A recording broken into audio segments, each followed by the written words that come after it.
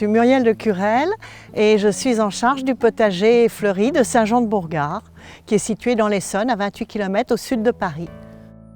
C'est un potager qui est classé monument historique et qui est classé jardin remarquable. Et nous avons pris ce jardin potager très abandonné il y a 25 ans, 27 ans même, et nous l'avons restauré avec beaucoup d'amour et de passion. Alors ce jardin est typique des potagers du XVIIe, c'est la raison pour laquelle il a été, je crois, classé monument historique.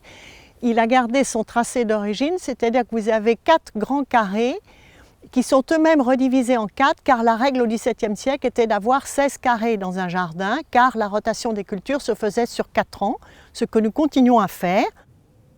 La particularité de Saint-Jean-de-Bourgard, c'est d'entourer tous les carrés de légumes de fleurs dans des camailleux différents suivant les carrés. Certaines fleurs protégeant les légumes, soit des insectes, soit de certaines maladies. Donc il y a des camailleux dans des tons de jaune, orange et blanc, d'autres rose et blanc et bleu et blanc.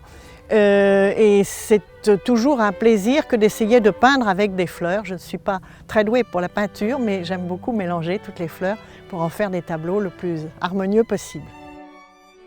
Alors dans ce jardin, nous cultivons tous les légumes bien classiques que vous connaissez, tout ce qui est nécessaire à la vie de tous les jours, carottes, poireaux, artichauts, salades et autres. Mais nous cultivons également, et c'est un peu notre spécialité, quelques légumes d'autrefois, des légumes rares ou oubliés, et nous en montrons une collection lors de notre fête des plantes, fruits et légumes d'hier et d'aujourd'hui. Et à cette occasion, il y a une énorme collection de cucurbitacées et on peut voir dans le jardin, les visiteurs qui viennent voir ce jardin peuvent découvrir par exemple des petits pois carrés.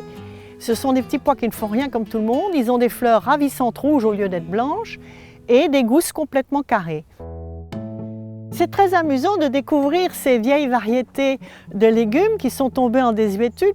Mais il y a tout un réseau de collectionneurs et nous faisons des échanges de graines et c'est toujours passionnant de voir un petit paquet arriver avec 3 graines de ceci ou 3 graines de cela. Et c'est ce qui fait la partie, je dirais, conviviale d'un jardin, c'est tous ces échanges de plantes, de fleurs, de graines.